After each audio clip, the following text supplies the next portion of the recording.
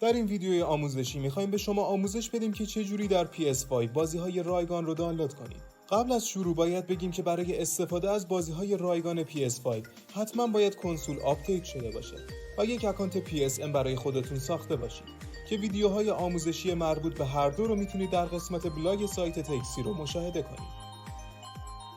در منوی اصلی وارد قسمت پلی استیشن استور میشیم. به پایین صفحه میریم تا به گزینه فری تو پلی برسیم. گزینه فری تو پلی رو انتخاب میکنیم. همونطور که مشاهده میکنید بازی‌های رایگان زیادی وجود داره که میتونید به راحتی دانلود کنید.